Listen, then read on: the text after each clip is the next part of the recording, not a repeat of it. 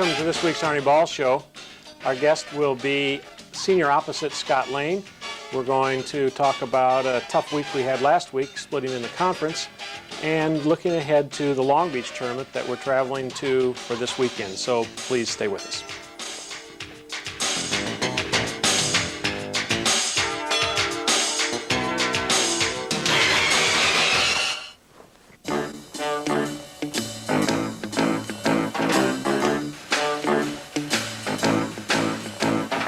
When you mentor a child, you don't have to be perfect. You just have to be yourself. Do good. Mentor a child. Call 1-877-BE-A-MENTOR.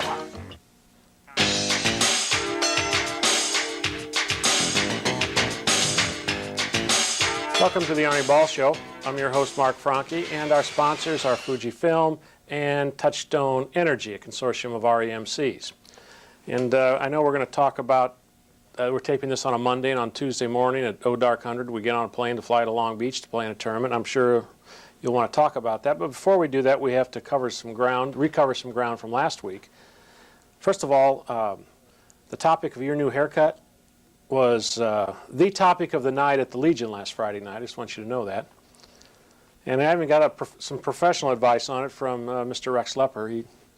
He made some pointed comments, and Tom Mulligan was there. Of course, Tom always has an opinion about something. Total stranger, George Pond made some comments. Total strangers were criticizing it.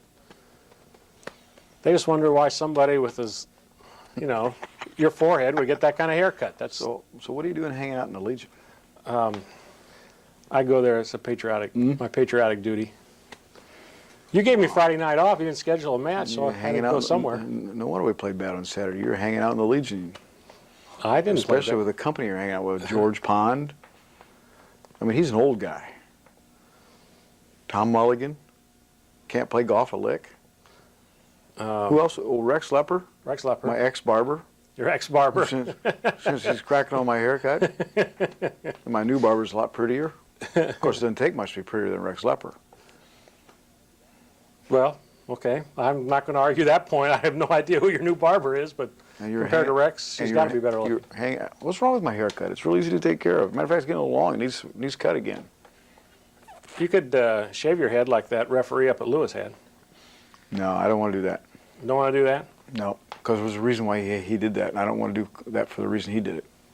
Well, the other thing that came up, remember I told you Greg and Kay Keese, Greg from Northeast REMC, they were going to come to the match, going to need a babysitter Saturday night so that they could go out afterwards.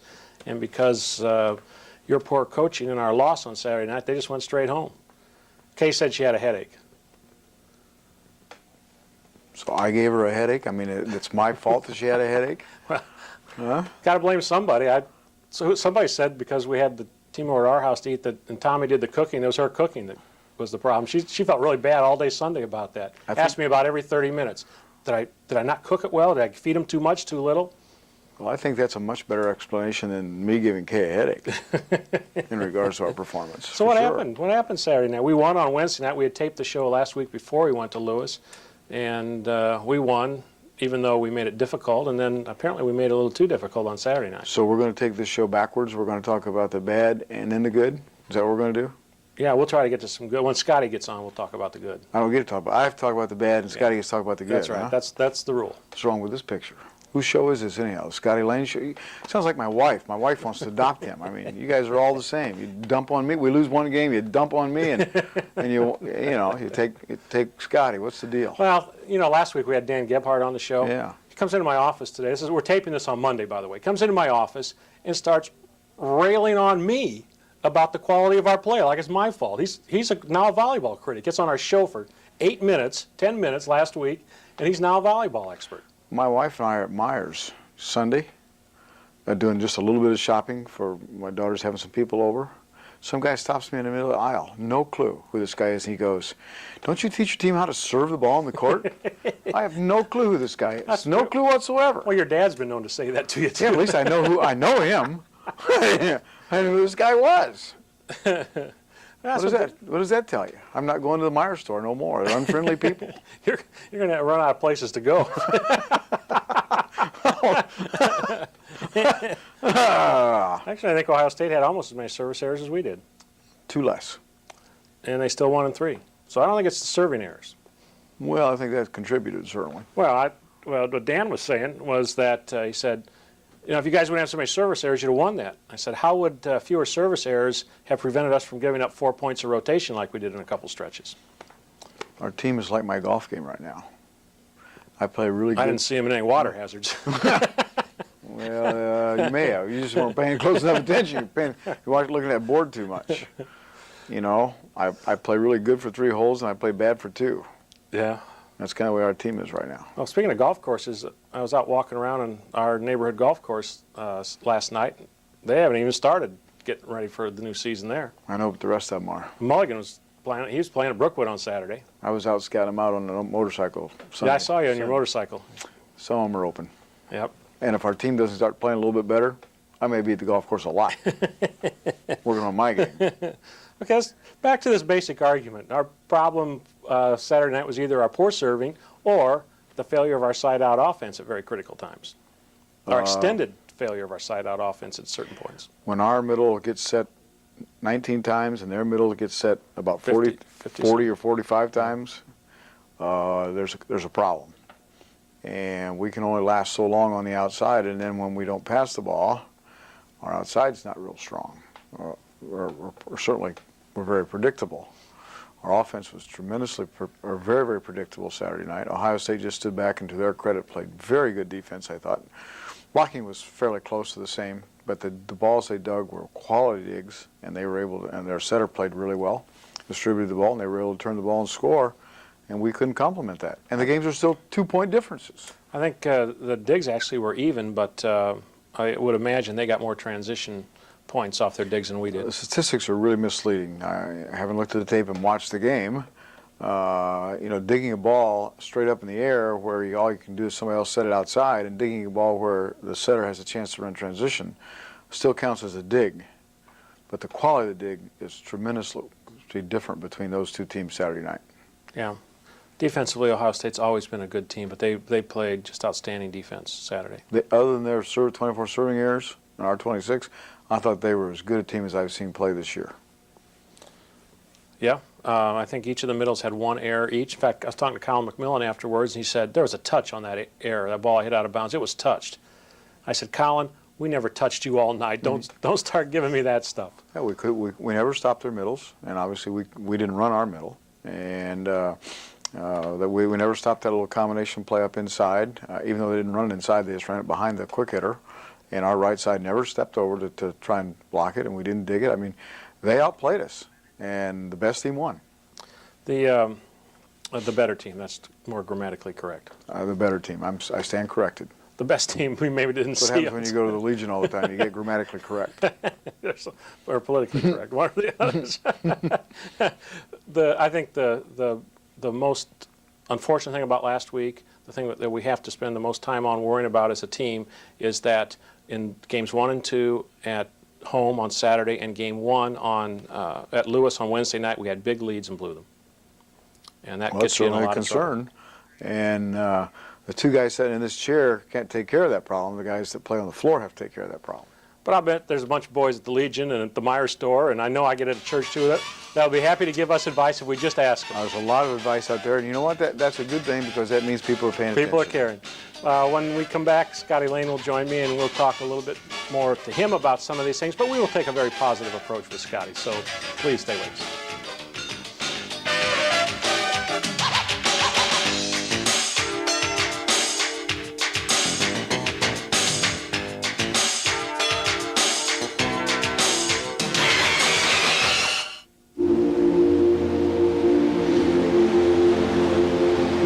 It was called the greatest generation any society has ever produced. They were ordinary people who half a century ago did nothing less than help save the world. Millions served in uniform, millions more served at home, and nearly 500,000 gave their lives. And yet there is no national memorial to honor their sacrifice. It is time to say thank you. Call now and help build the National World War II Memorial.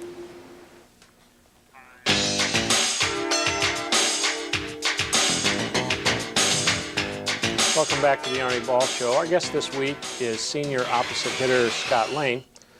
Scott is in his second year with the Mastodons, having come here as a junior college transfer last year, and is known for his the number of service aces that he can come up with on any given night. In fact, against Lewis, we'll talk about that one first. It's kind of Not on interesting. Saturday night, though, huh?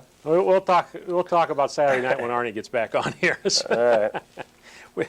Against Lewis, game one we blew a lead. Okay, well, I want to talk to you about that too, but we blew the lead, and at game point you got stuffed. You got hit right into the block, got blocked down, and so game two you come out. You're our first server, as you usually are. In your first 5 service attempts, you had 4 aces and an overpass that we got for a kill. So I'm thinking that we need to, just before you go back to serve, we got to make sure you get blocked. That's right. Yeah. I don't know. I was kind of PO'd a little bit. I wanted to come out and just, do something positive. If I get blocked straight down, I take it personal. So I just kind of wanted to show them that they're not better than us, or and it's a war. It was a war basically that night. So. And you did the same thing. We went to game 5, then we lost game 4, played kind of poorly in 4. We beat them easily in 2 and 3, but then in 4, I think you may have had the hitting error for game point there too, didn't you? Then you came out, Close. served game 5, and the first serve was an ace. I think an ace, yeah. Yeah, it was an ace, and you, in fact, set the school record for 7 aces in one match Wednesday night. Just, I don't know, fortunate to kind of get it in the gaps on some of the passers. I thought their passers were really good, especially Quinones, kind of keep it off him, away from him, and attack the other guys. And fortunately, I was able to get it in the gaps a little bit, but didn't prove to be so well against Ohio State this past Saturday. We normally have had some success in breaking their passing, and we just couldn't do that at all Saturday night, could we? Couldn't. I don't know. It just seems, in retrospect, as far as last year to this year, I think their passing has gotten a lot better. Their outsides have gotten a lot better. Ulrey, he was supposed to be one of their shakiest passers, and, he might have had a few overpasses, but no shanks or anything like that I can recall. And, I don't think I put enough heat on the serve as far as the first time we played them and this time, so. Ulrey's a nice addition to the team because they've been small, and Ulrey, although he's not real tall, he's probably 6'5", 6'6", but he's real strong. He's hefty. Yeah. He's got muscular, and so he's got a lot of strength at the net, and that's something they've been missing on that left side. Yeah, I think the thing I'm real impressed about him, as far as not only his passing being better and stuff like that, he's real quick to the outside. They had that real quick set to the outside. I had a lot of trouble blocking it, just getting a touch on it, and he's a strong addition. We've played Ohio State twice now, our home and home series in the conference, and we opened the season against them. It was that trip from hell, the blizzard, and we got there late, and we had 39 or 38 service errors that night, no aces, which is probably the first time that's ever happened to us. And we still went 5 games with them. And here, you could say, well, we lost in 3, but the first 2 were, 16 and 17 points, which meant that we went past the 15-point mark. They were so close. And even the last one was still fairly close. So it was a close match. For 3 games, it took, 2 hours and 15 minutes or something. Yeah, that's the thing. I thought, our luck was pretty unfortunate as far as going out there the first time and playing them. And, people can, make excuses, whatever, that we weren't really prepared. Like you usually are to play a match, but this time we were prepared. I thought, they're just a better team than we are right now, I think. And the key thing is right now. We don't want them to be better than us in a month and a half when we have the MIVA tournament. So my dad calls me up last night. Yeah, it must have been a real good game. It's close and everything. And all I had to say is, hey, we still lost. He keeps coming up with these positive things. Look, we still lost. We didn't block the ball. We didn't play defense as well. Just like, they made some good digs, and they had digs where they can put the ball in play, transitionally, and we didn't. We don't. I'm not digging the ball well at all. That's the difference in those kind of games. Physically, we're pretty evenly matched, and they have 5 people in double figures hitting, and we have 3. So that's something we got to look at, and if we can correct those things into the MIVA tournament, I think we can beat them. We're going to be heading out early tomorrow morning. This is Monday we're taping this, and flying to play in a Long Beach tournament, and we'll see, I think, Loyola Marymount, which is a nice solid team, and that same team that we want to get back at for last May in Los Angeles, who took us out of the national semifinals. Yeah. This is your old stomping grounds. You know a lot of these players. What do we need to look for this weekend? Well, first off with Loyola, you know, they have some guys who aren't spectacular, I don't think physically, but just guys who know the game, who know how to play.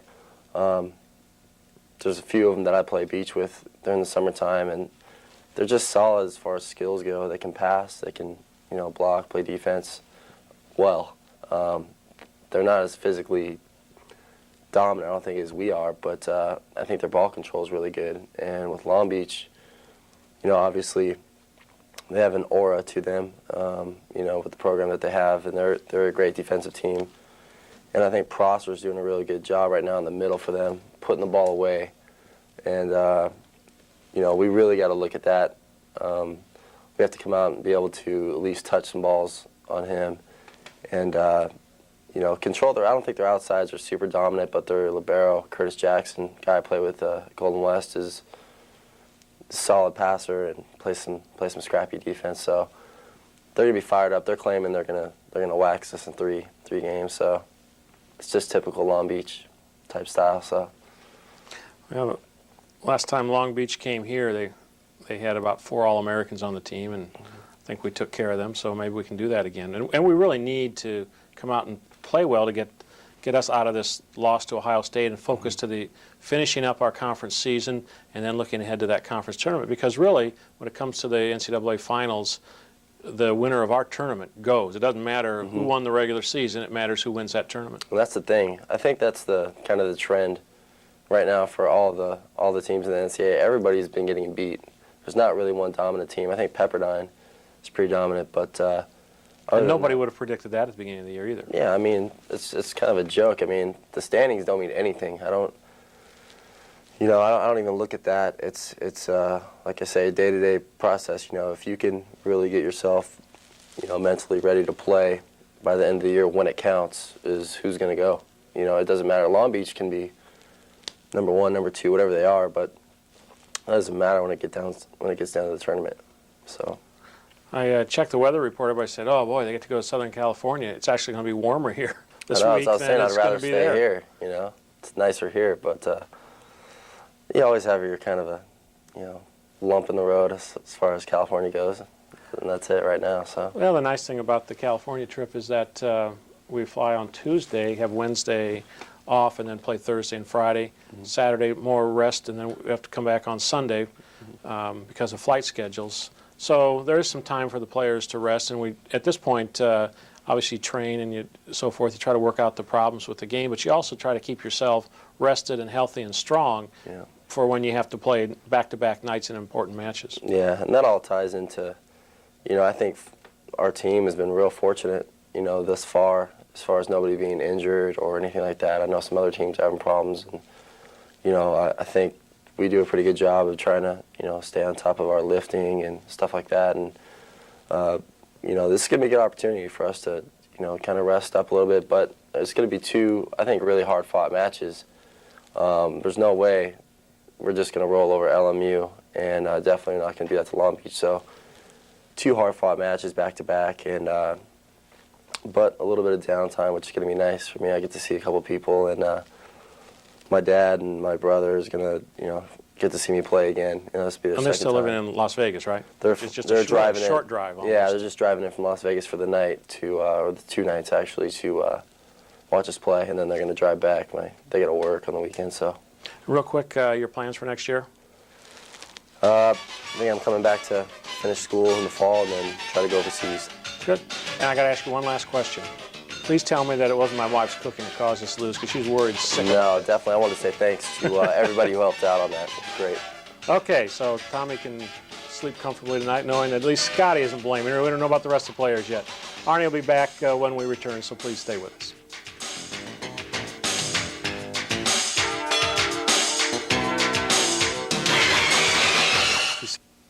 Where have all the children gone? Every day, 10 children are killed by gunfire. You can help stop the violence. Call 1-800-WE-PREVENT. Not one more lost life. Not one more grieving family. Not one more. Gone to graveyards one by one. Oh, when will we ever learn?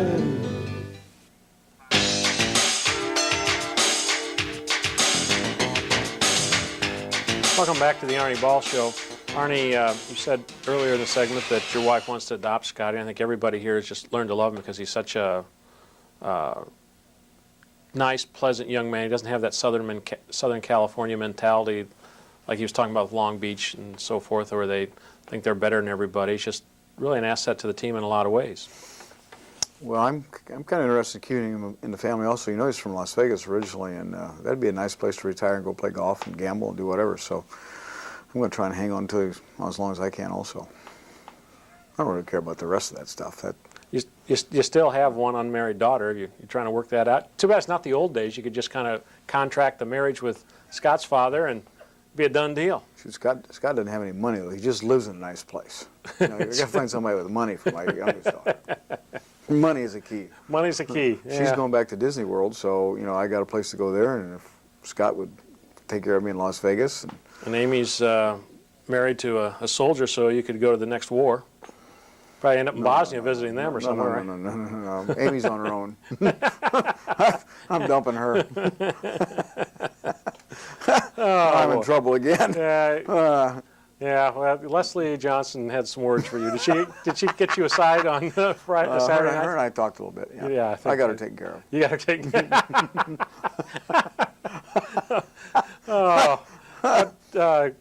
Comment on Scott's assessment of Loyola and Long Beach. Well, geez, you know, he and John Thompson know them better than we do. Obviously, we know Long Beach pretty well because of last year, but we haven't played Loyola in a number of years. The one kid I do know a lot about is Reed Pretty, who's a kid from Arizona, who's about 6'4" and has got a really good jump and a real live arm. He leads our team in offense, and he's very good. So he's somebody we need to really be concerned about with their team.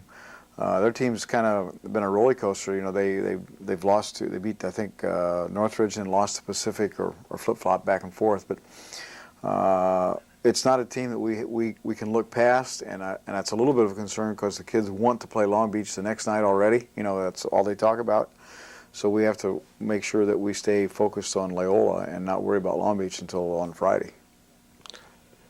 You've had a chance to talk to at least some of the players, even though it's spring break. How are they responding to Saturday night? They all feel Scott's still pretty down on. He's mad about losing. You know, I really haven't talked to any of them. And of course, this is Monday, so we haven't had practice yet. And we're gonna take the 6-7 kids who played most of the time and let them look at the videotapes. And the rest of the kids are going to go out and practice, and we'll all practice together. But I mean, I would think they would be disappointed, and not so much that we lost, but the way we lost, and the performance of not only of the whole team, but of everyone individually. I think we can look at everyone individually and say, you know, these are some things they have to get better at, and that if we would have done better during that match, we would have had a chance to win.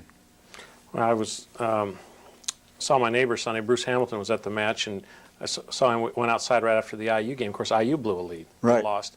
He was in his garage, and hey, Bruce, you seen enough blown leads for one weekend? And he said, oh yeah, I've seen enough of them. Yeah, just a lot of it this weekend, I guess. But it's something that we talked about in the first segment of the show, you know, and it happened up at Lewis. And I'm really serious about it being kind of like my golf game. You know, you play well for a while, then you don't play so good, and we have to get back to that consistency of playing good all the time. And we hit those flat spots, and when we do, we give up way too many easy points.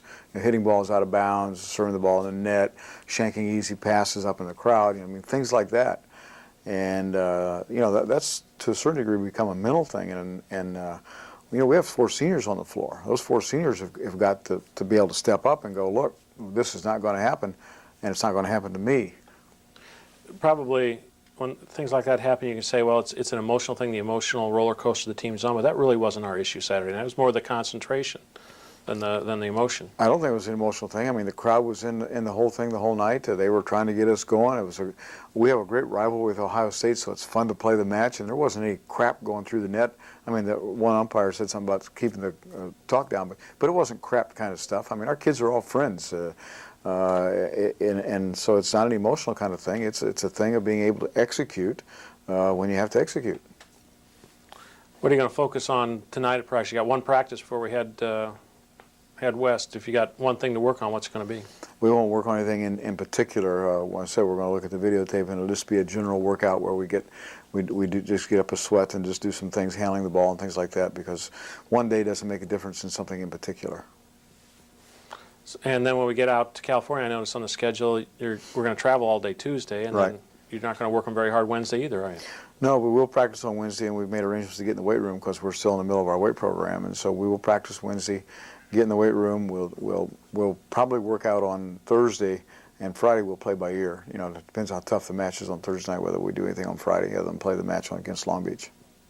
Okay, this week we're on the road, Thursday and Friday night at the Long Beach tournament, so you have to look at the news the next day to find out how we did, or on the internet. Hopefully it'll be reported. Right. Then we come back for the spring fling, right? Then we're other than going to Ball State, I think in first week of April, somewhere in there, we're home the rest of the season. So it'll be time for us to get the fans to continue to support us and for us to train and get ready for the end of the year. And we owe Ball State something in Muncie too, so that'll be a fun trip to make. Yep. That'll be a fun trip. Our guest this week was senior opposite Scott Lane. For our sponsors, Touchstone Energy and Fujifilm, and head coach Arnie Ball, I'm Mark Franke saying so long and thanks for watching.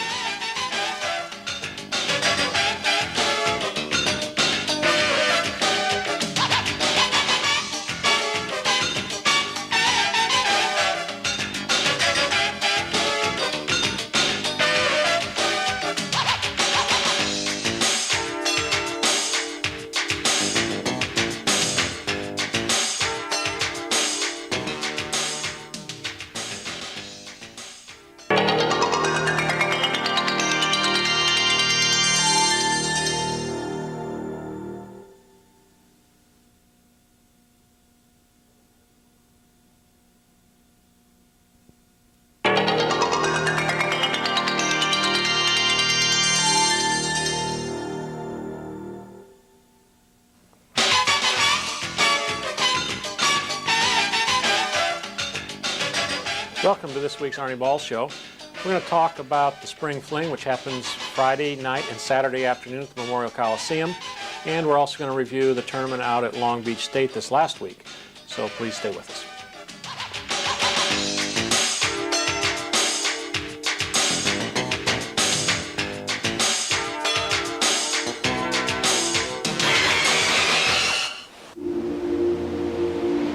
They were ordinary people who half a century ago did nothing less than help save the world. And yet there is no national memorial to honor their sacrifice. It is time to say thank you. Call now and help build the National World War II Memorial.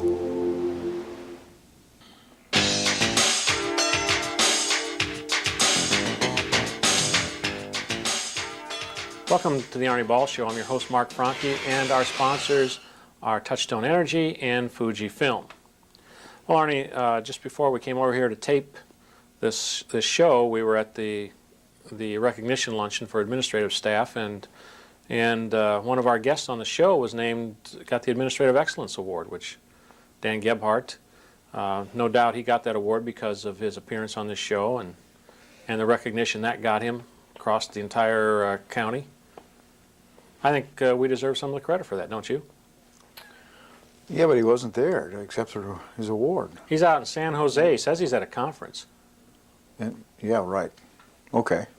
Whatever Dan says. Well, they said that when they said the adjectives that describe Dan Gebhardt, integrity was one of them, so he'd never lied to us about that. Having worked with Dan for many years, and knowing that he's in charge of the NCAA tournament, and you having worked with Dan for many years, we can't question that. But Can't question it. San Jose? San Jose. At a conference? At a conference. Okay. Congratulations to Dan. He's most deserved, by the way. Most deserved. He deserves it. There's no. But he should have been there. And folks, that was a first. In the first 2 minutes of the show, actually any time in this show, we actually said something that we meant. It was serious. Well, we certainly is do mean that, having known Dan ever since I've been here, and you have been too. Dan worked for me as a student employee in the financial aid office back in the 70s. You know, he and I were in the athletic department for 7 or 8 years together, and Dan has been a right-hand person for me ever since I've been here. So he's most deserved of that award. A lot of people don't know this, but I think, didn't Dan go to Notre Dame to play basketball? I believe that's correct. He was a basketball player at Northside in the mid-70s when they had those really good teams. Played at Notre Dame, I think, 1 year, and then came and finished here. Played basketball here too. Did He's he in go? one of those old black and white pictures that, you know, the alumni people they send down and go, "Who are these people?" Yep. Actually, I think at one time one of those was Dan. But it's hard to recognize him because he has hair in those pictures. Well, and he had really long hair when he was Really, here. that's right. Well, he also was in the service for a while, so I don't know about that one. I think, wasn't he in the service? Could have been. I don't think know. so. Well, we've tried to do our best to avoid having to talk about last week's tournament at Long Beach State, where we didn't come away with any wins. We had one pretty good performance and one, what's the opposite of pretty good? I have a word in mind, but I better not use it on TV. Not so good. How's that? Not so good, Not so that's good? right. We played Loyola Marymount, which is just north of L.A. In fact, we played that campus once. Isn't that the one that sits above that cliff looking down? Is it the San Fernando Valley or one of them? That's correct. Right on the cliff, looking down the valley. Beautiful campus. You can see it from miles away, but you don't know how to get to it. Kind of like our hotel was. Kind of like in Long everything in Beach. that. Yeah, we drove for a half an hour trying to get to a hotel that was within sight, and we just. Couldn't find it. We couldn't get to it. And well, Rex Hour's house too. He told us, yeah, just up the Pacific Coast Highway, not far. Drove for 45 minutes, not in traffic, before we got there. Most people have no clue out there. No, they don't. They think not far is anything that doesn't involve. Yeah, John helped me on that one back in the country. He said, doesn't involve a 3-hour commute. It's not far. Yeah, I mean they're close. I mean, you know, on Saturday when I went with Dr. Bowman to play golf out to the desert, yeah, he said, you know, short drive, no problem. 2.5 hours later, I'm still. I'm beginning to swear in 2.5 hours. Did you make your tee time? Yes. So you must have had some clue that it was going to take a while to drive there. I think he knew more than I knew, for sure, in regards to travel time. How much money did you lose to him? None. Positive. Yes, sir. You didn't get the award for integrity, did you? No, sir. Well, I understand that And what's more, I'm not even trying for it. Actually, you shot a 71. It was par 72 at Palm Springs. That's correct. Pretty good. Maybe you ought to take that up as your day job. 6 weeks. 6 weeks? 6 weeks, 8 and I can weeks. retire. 8 I'm going weeks. to play golf. 8 weeks. Oh, I Counting thought- this weekend is 8 Is 8 weeks? We got 8 weekends to play. I stand corrected. That's 8 assuming we play the last weekend. 8 weeks, I'm on the senior tour. I'm out of here. The only way you're going to do that in 6 weeks is if we lose in the quarterfinals of the 8 MIBA. weeks. 8 weeks. I stand corrected.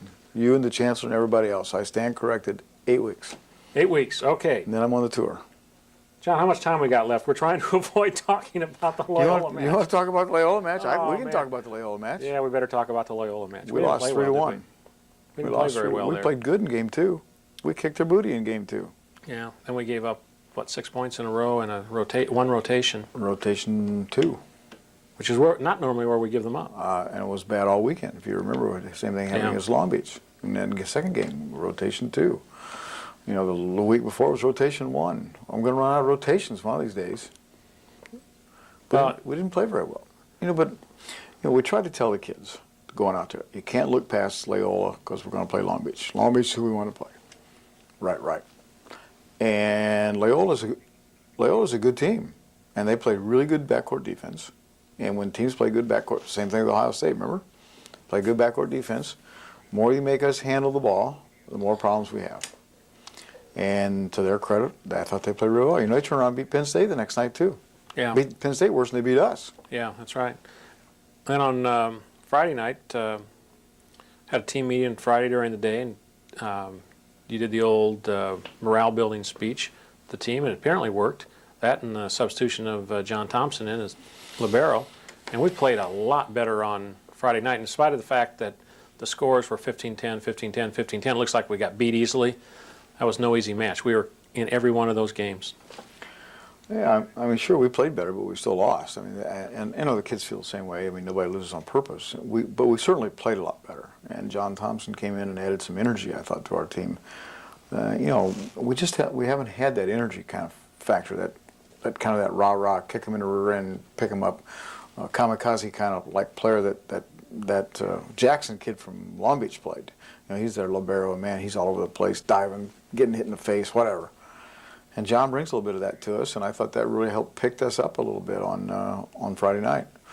And really, you know, the first game was 15-10, but like you said, it was close. Second game, we were ahead 7-0. Then we got in rotation 2, and they tied up 7-all, and then it was back and forth, back and forth. Same thing. Well, and in game 3, of course, that whole game was use your 2 timeouts right in the beginning because Gislin busts his chin open and bleeding all over everybody, and so we got to do that. And Aris has to come in and set for a few. I mean, I would really like to check his shorts, you know. Well, not really, but he didn't like the fact that he went out to Raw going, Rudy, Rudy, Rudy.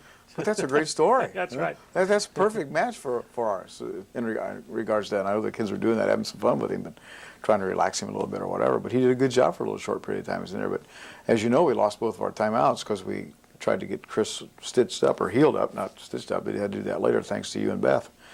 And when you lose both timeouts, then you're just using stall tactics as much as you can if you're having problems. And once again, that game was a close game. McKenzie, their opposite, just made some really great defensive plays, and we ended up losing the game 15-10. I'm happy with the way we played in that match. I'm not happy we lost, but I'm happy with the way we played. Well, it was an improvement, and you always look for an upward trend as you get near the end of the season. For sure. When we come back, we may or may not have a guest. We're still not sure. If we don't have a guest, Arnie will still be here, and we'll continue the discussion about this last weekend. So please keep it here on Channel 56.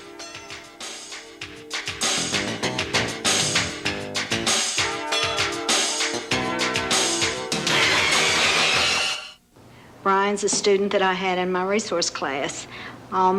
Came from a very poor background. Brian just needed a friend, so we paired him with a community leader. He would take him to rodeos, and then he would take him to plays and different things that this child would never have been exposed to. This man taking his time to come and have lunch with him meant more than anything. Point a kid in the right direction. This is General Colin Powell of America's Promise. Call us and help keep America's Promise.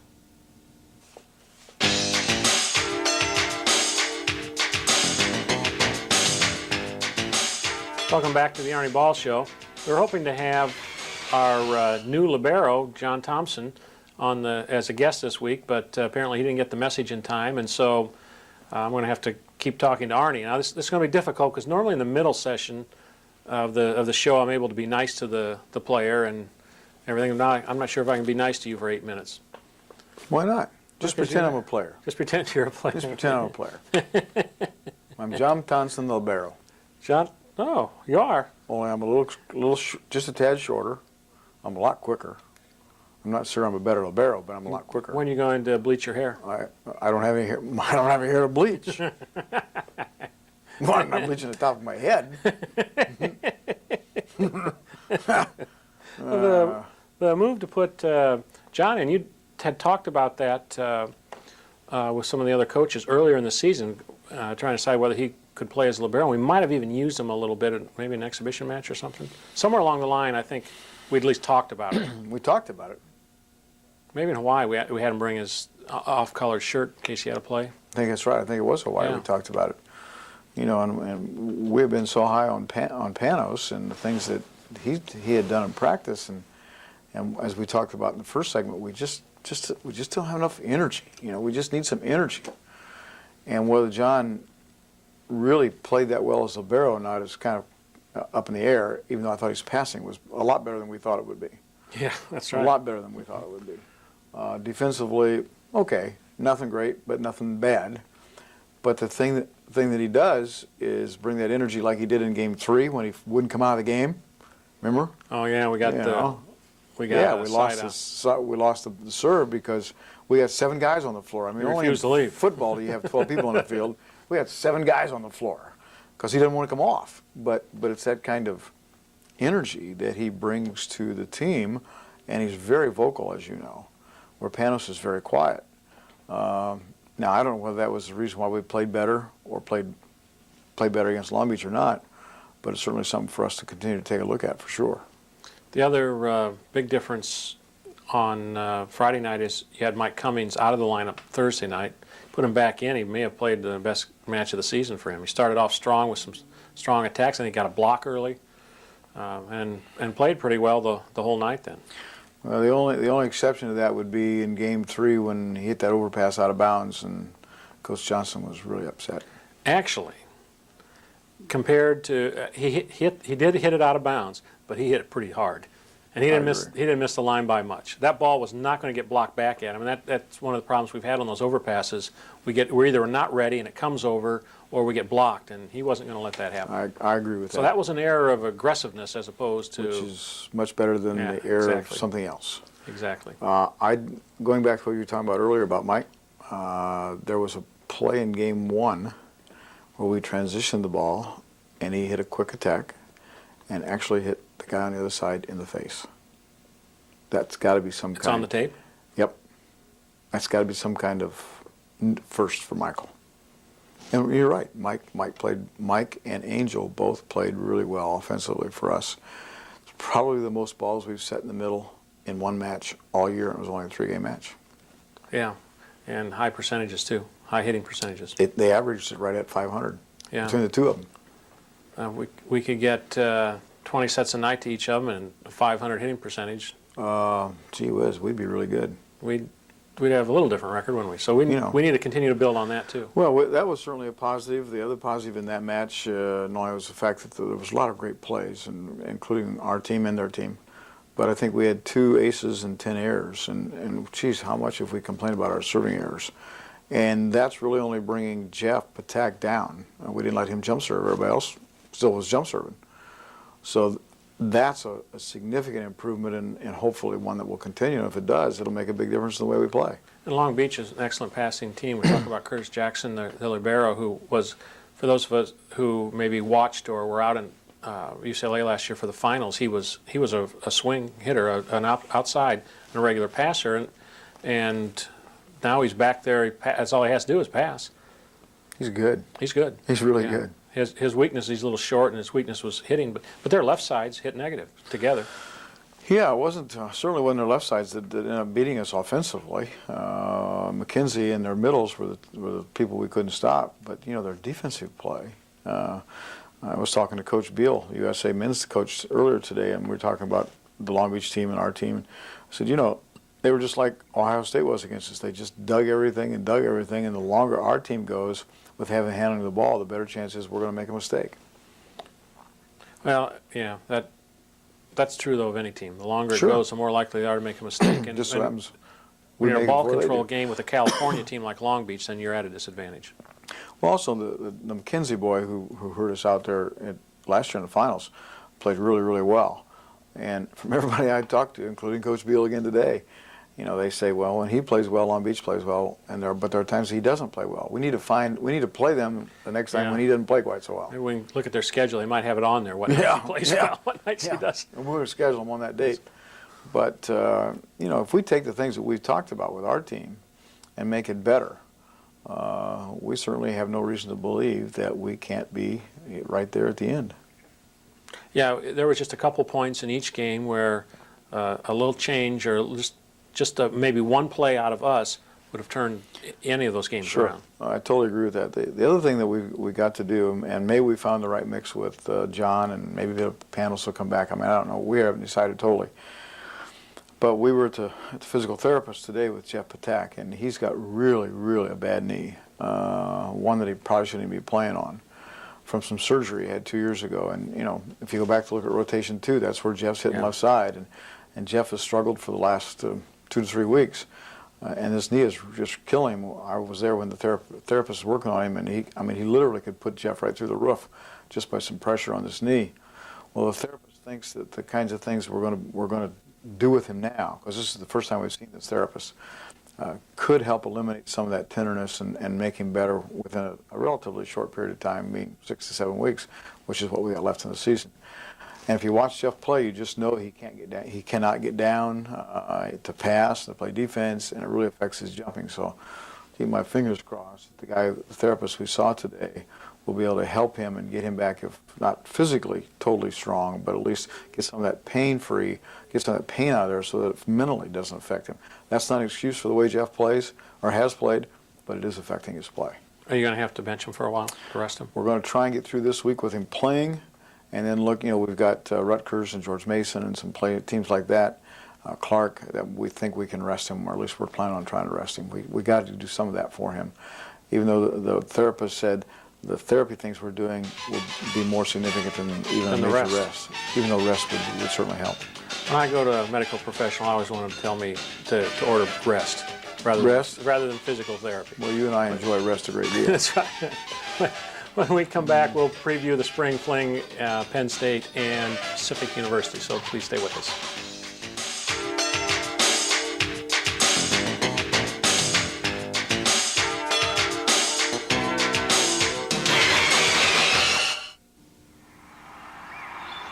What would you do if you had to choose between the buffalo and the giraffes? Between a flower or an elephant? What would you choose? What if you had to decide between a 100-year-old tree and a 1,000,000-year-old beach? Between drinking clean water or breathing clean air? Would you make the right choice? Would there be a right choice? Now there's a way to help. Not just one, but all these things. EarthShare, the world's leading environmental groups working together. It's one choice we can all live with. Ask your employer about workplace giving.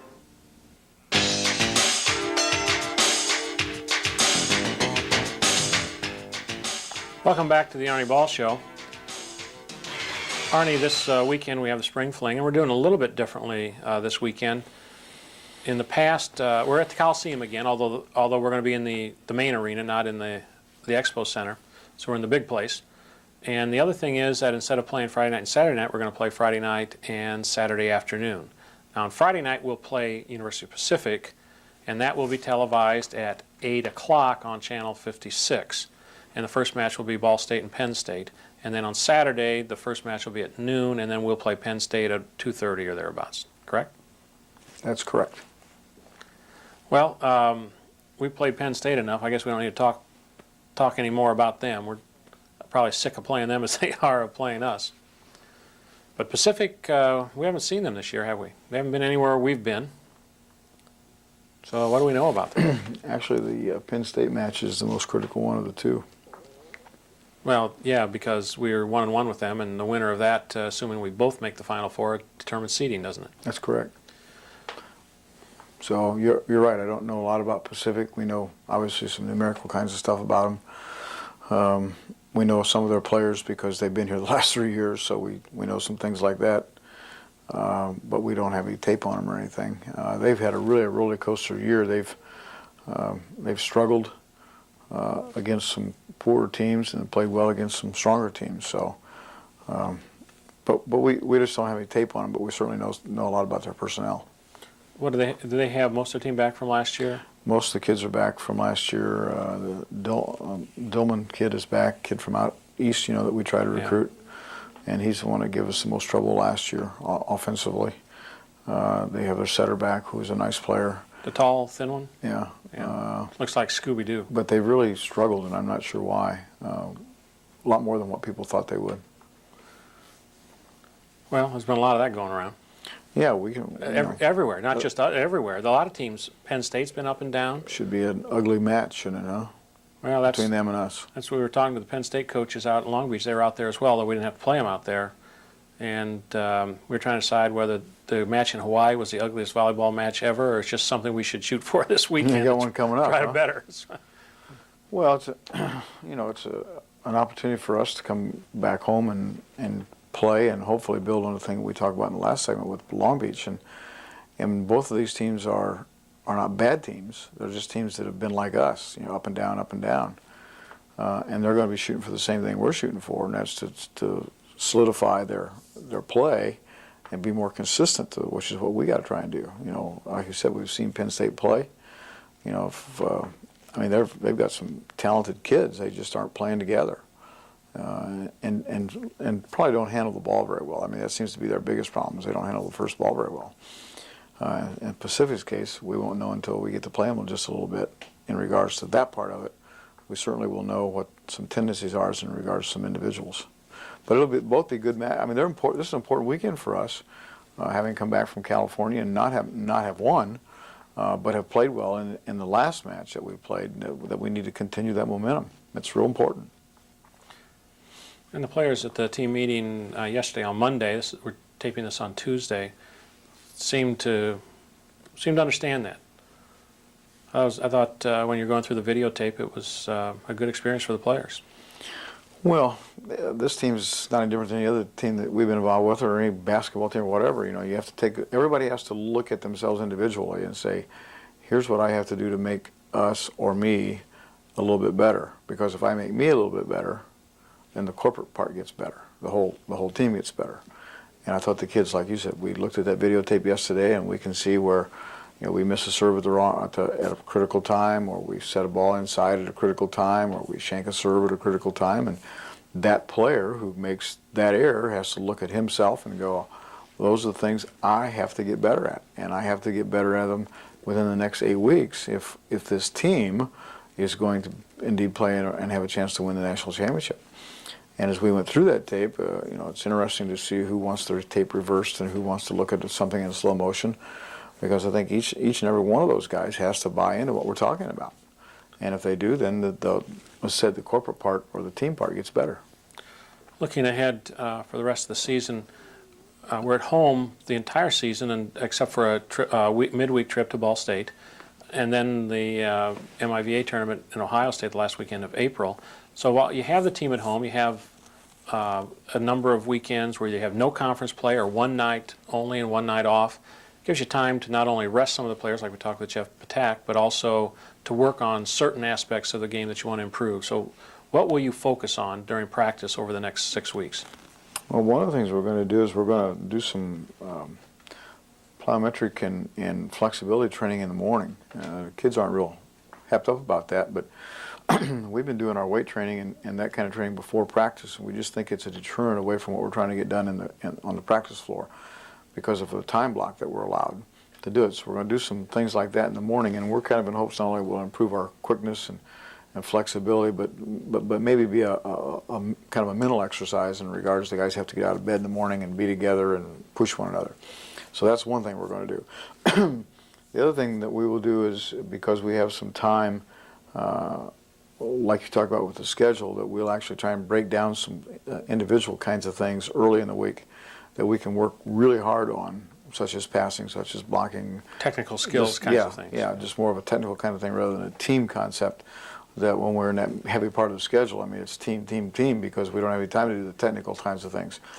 So practice will be more of a 1-on-3, 1-on-2, 1-on-1 kind of a thing early in the week in particular, as compared to a 6-on-6 game situation.